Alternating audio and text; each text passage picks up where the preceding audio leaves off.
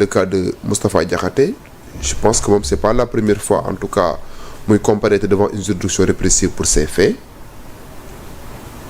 Il est poursuivi, je pense, pour diffusion de fausses nouvelles. Et diffusion de fausses nouvelles et je sais pas, injure par rapport à cette expression qu'il avait utilisée à l'encontre en tout cas de ce régime. Le seul fait en tout cas que mu récidiver mën na nekk lenn loo xam mën na corser sa situation pénale par rapport ak décision bi nga xam ne éventuellement dinañ ko rendre à son encontre. Ah oui? Parce que en droit pénal personnalité prévenue bi dafa nekk lu essentiel. Parce que qui comparaître pour la première fois devant une juridiction répressive. loolu ay avocats mën nañ ci sukkandiku comme un moyen de demander une circonstance atténuante. Comme par exemple le cas de Bassirou Fofana. Bassirou Fofana à partir du moment où c'est la première fois en tout cas muy am may à partir avec la justice. loolu mën na nekk une circonstance atténuante boo xam ne juge bu ko prendre en considération mën nañ ko accorder une peine de sursis. mais bu dee kaw Moustapha Diakhaté la nag. moi je crains en tout cas que ñu aller vers une condamnation, vers une peine ferme.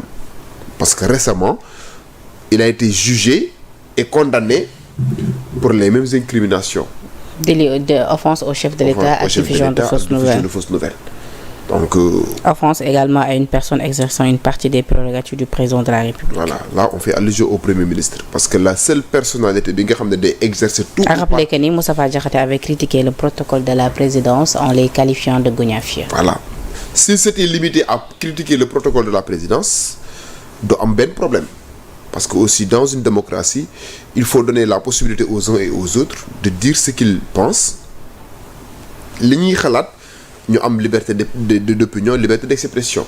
Mais le seul fait que le sieur en tout cas Diakhaté utilise une expression boo xamante ne un mot boo xamante ne nii d'un point de vue de sa signification dafa am benn aspect péjoratif. Parce que gougnafier mooy un moins que rien, quelqu'un qui n'est bon en rien.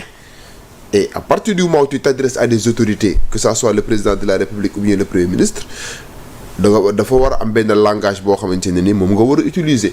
Mais le fait de tenir des propos véhéments, des propos discourtois à l'endroit de ces autorités-là, devant le juge, de les exposer, oui, en tout cas à des sanctions pénales. Devant le juge, c'est-à-dire devant le juge ci procès bi passé mu ngi doon rappeler que ni le PM Ousmane Sonko mos na employé ay termes en traitant l'actuel président de Serigne Goudou te nee na lu nu mel tamit ndax mënuñu ko woon jàppee offense. Pourquoi moom tey jii mu wax lu nu mel ñu war ko cee war a mën a topp. Foofu moom peut-être mi ngi doon gis ni justice à deux poids deux mesures dafa am. xam nga man nag damaa desee dégg wolof je le dis clairement bëri na ay expressions et des mots wolof yoo xamante ne nii Serigne Goudou je sais pas j'entends souvent nit ñi ñu koy utiliser est-ce que lenn la loo xamante ne ni am na benn aspect négatif bu ci am bu war a mën a nécessiter ñu engager la responsabilité du PM. Mais moom li ma xam mooy l'expression qu'il a utilisée moom c'est une expression boo xam ne kenn waru ko utiliser à l'encontre d'une autorité, que ça soit le Premier ministre, que ça soit le président de la République. Et Penda man ni nga ma gisee ni bugguma ay arrestation. À rappeler que ni nag le procureur a requis une peine de 3 mois et plus une amende de 200 000 francs contre Moustapha Diakhaté. Man li ma gëm mooy le principe qui fonde la procédure pénale. La liberté moom mooy le principe, l'exception moom mooy la détention.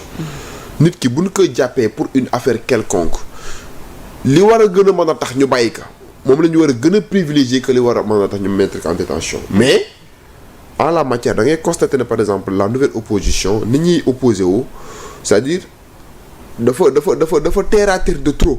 C'est-à-dire à la place en tout cas des contre-propositions def ay propositions yoo xamante ni dans le domaine économique ou bien dans tous les secteurs d'activité ñoom ils préfèrent tirer sur les personnes di def ce qu'on appelle des débats ad hominem, des débats de personnes diw nii kii lum sol kii lum jënd. Donc là ça c'est des débats de bas étage yoo xamante ni démb ci sorti Sonko bi à un moment donné dégg nañ ko mu ne souvent dafa am ci ñu nga xam dañuy wax dara ñu jàppale leen ci affaire bi ñu paree mu am ay ñeneen ñu wax dañuy taxaw di porter seen combat sachant que ni ñoom la ñoo ñu wax duñ ko répéter.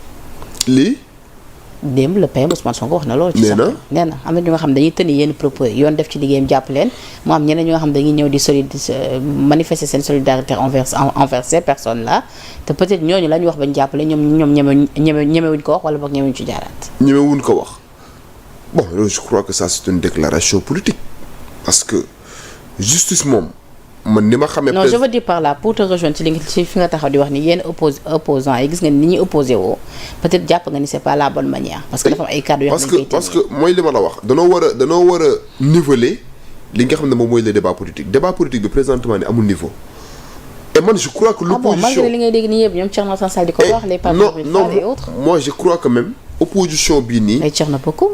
par rapport ak situation bi nga xamante ne présentement Sénégal ci la ne waroon nañoo mën a gën a am ay arguments pour jouer seen rôle contre-pouvoir mais à la place des débats d'idées à la place des débats yoo xamante ne nii c'est des débats d'intérêt généraux débat d'intérêt général ñoom dañuy préférer di tirer sur des personnes man loolu mooy son problème c'est-à-dire il faut engager des débats. mais yow fan ngay dugal temps yi débat c'est-à-dire débat yi ngay dégg nii yëpp temps yi ngay dégg ñoom Thierno Alassane Sall di ko wax les taf ci cooy à l'Assemblée nationale et tout di porter le débat sur la situation économique. oui ça loolu parfois ñoom ñu ngi koy def. analyser ak di décrypter la situation. mais aussi boo xoolee la quintessence de ces discours yi nga xam ñoom ñu ngi koy tenir que ça soit ci seen émission wala la presse écrite ñoom la personne bi nga xam ne moom la ñuy viser le plus.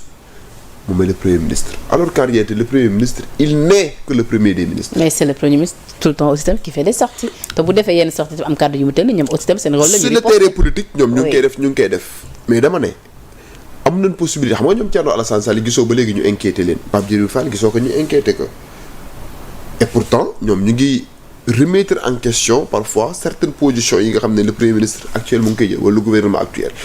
mais bu fekkente ne par exemple ay kaawu Moustapha Diakhaté la ñoom au-delà du débat politique du débat d'idées ñoom dañuy descendre très bas di viser essayer de jeter l'opprobre non pas sur des institutions mais sur la personne même du président de la République. mais xam nga boo jëlee kaawu ku mel ne Moustapha Diakhaté ci façon bi mu waxee on peut dire que ni il a toujours été constant c'est-à-dire nii la mos a waxee ci régime yi fi jaar yëpp façon bii la mos a communiquer ak ñoom ci ay termes peut-être yu nga xamante ñenn ñi jàpp nañ dafa dur mais c'est sa façon de faire ñenn ñi tam foofu la ñuy analyser pour dire que ni est-ce que tey jii waruñu war a mun a peut-être éviter yenn affaires yi ak le concernant c'est-à-dire traiter leen de goñaafier après yoon daal di koy. waaw c'est-à-dire xam nga man waxoon naa fi ma ne le fait que tey jii nii ñu war a dépénaliser les délits d'opinion choix la boo xamante ne ça incombe aux autorités ñi nga xam actuels ñi nga xam ñoom ñoo jiite Sénégal à la place peut-être de la condamnation est-ce qu'il n'est pas plus opportun parce que li ma constaté et je l'ai dit sur un autre plateau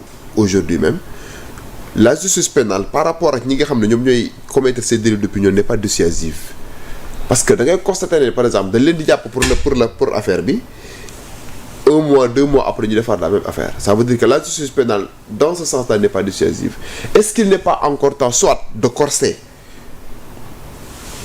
mën na ne wala buñ corsé wul ñu appliquer des peines alternatives mën na nekk par exemple des peines complémentaires tey ñu ne la nit koo xamante ne te nit nga des propos véhéments des propos discourtois wala nga essayer de jeter l'opprobre sur les institutions ñu priver le de parole pendant un certain temps emprisonnement bi am nañu yenn juristes yoo xam ne nee nañ d'accord à ce que képp koo xamante ne tey jii te nit nga des propos wala ñu ngi lay toppee délit d'opinion ñu emprisonné la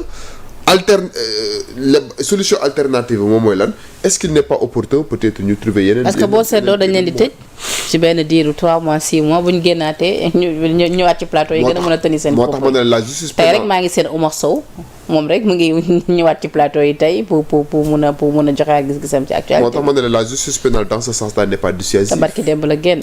n'est pas dissuasive parce que la peine c'est pour dissuader c'est pour ki nga koy teg bu génnee.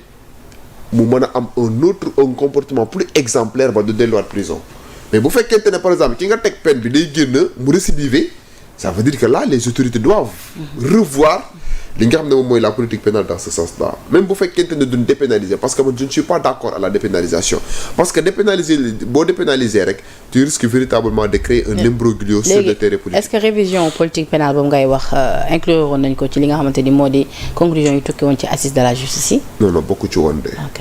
ñoom bokkoon na ñoom ci seeni discours politique wax na nit waruñu ko tëj par rapport à ses opinions mais est-ce que ñii li ñuy def c'est des opinions moi je pense que parfois ñoom au-delà des opinions ñoom ay xasante ay waxante yu ñaaw parce que Moustapha Diakhaté s'il s'était limité à émettre ses réserves par rapport au protocole sur le protocole mais kenn du ko inquiété mais le seul fait que tey jii mu utiliser une expression boo xamante ne nii jàpp nañ ne kenn waru ko tuddee ay autorité loolu moo tax ñu inquiété que et ce vieux là moi je pense que sa famille dañ ko war a gën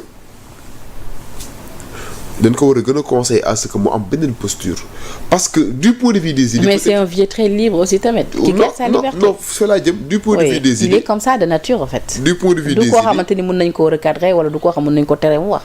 du point de vue des idées genre nit boobu la. moom du point de vue des idées nit la ku ñàkkul lu mu war a wax il a son mot à dire parce que da ngay constater ne parfois au-delà des invectives au-delà parfois des propos discourtois et véhéments parfois mu discuter. par exemple li mu wax ci protocole bi man d'accord naa ci te loolu waxoon naa ko ci benn plateau d'un point de vue protocolaire li mu wax d'accord naa ci am na cadre boo xamante ne bu ñu fa nekk ñu nekk dans le cadre de la République le président de la République am na position bu mu war a am par rapport au président de l'Assemblée nationale par rapport au premier ministre loolu d'accord naa ci mais bu limité wu woon ci wax ci loolu y a pas de souci mais le seul fait en tout cas moom mu ciy dem ba ci xas-xas doo wala di ci def ay invectives mais c'est inconcevable pour ay autorités yoo xamante ne tey jii am na yoon boo xam ne da leen a protéger. mais ci lu nu mel nag am nañu jàpp ni war nañu war a mun a réformer li nga xamante ni moo di article 80 bi mu méngoo tamit ak li nga xamante ni le PM ci jamono bi mu nekk dans l'opposition da ko daan wax d'ailleurs fan yee passé gis naa Cheikh Oumar Diagne dinañ ko rappeler ni war nañu war a mun a jëfee li nga xamante ni lu nu mel daawoon parce que loolu bokkoon na ci lu tax ñenn ñi porté woon li nga xamante ni. article 254 journaliste yi article 80 rek la ñuy wax. ah du article 80. article 254 mooy offense au chef de l'État article 80 mooy atteinte à la sûreté de l'État. ah d'accord. am na récemment am na beneen plateau bu ma toogoon. journaliste yi wax naa leen la même chose non la précision elle est importante. Oui. article 80 mooy atteinte à la sûreté de l'État. article 254 mooy offense au chef de l'État. kon article 250. 254. oui 254. maintenant man d'accord naa à ce que ñu xoolaat article boobu noonu pour permettre aux gens. ñu gën a mën a am seen liberté d'opinion mais liberté d'opinion boobu noonu warut a mën a équivaloir en tout cas à une licence une liberté absolue wala benn libertinage bu lay jox l'opportunité nga wax lépp loo bëgg a wax. lépp loo sañ a wax. ça aussi c'est vrai. que ça soit du pouvoir que ça soit de l'opposition. liberté d'expression moom signifie wul que ni lu la neex nga wax. parce que il ne faut pas parce que ñii wax ne. ñii wax ne nguur gi gu bees gii nii dañuy fayantoo. je tiens à rappeler que Ousmane Sonko c'est sur la base des ay propos moo tax nekkul candidat. Il a été sévèrement sanctionné par le régime du président Macky Sall. pour avoir en tout cas tenu des propos yoo xam ne ñoom jàpp na ne c'est des propos diffamatoires. dinañ ci ñëwaat mu conduire à ce que tey jii nii mu inéligible. donc ce n'est pas un esprit revanchard boo xam ne justice bi moom la ñu doxee et je rassure les Sénégalais que justice actuelle bii nii ce n'est pas une justice qu'on peut manipuler man ça je le dis parce que le garde des Sceaux il se caractérise par son indépendance par sa probité intellectuelle et morale par sa loyauté et c'est quelqu'un qui a toujours été teigneux qui a toujours été au-dessus de la mêlée tant dans ce régime Abdoulaye Wade régime Macky Sall et je pense pas que régime bii nii ñoom ñoo koy def loo yenn yi donc gars yi daal nan gën a respecté waat nawloo waat seen bopp les Moustapha Diakhaté et autres gën a sàmmaat seen posture kenn terew leen tey ji bu amee yoo xam ne war nañ ko mën a wax ñu wax ko mais ñu wax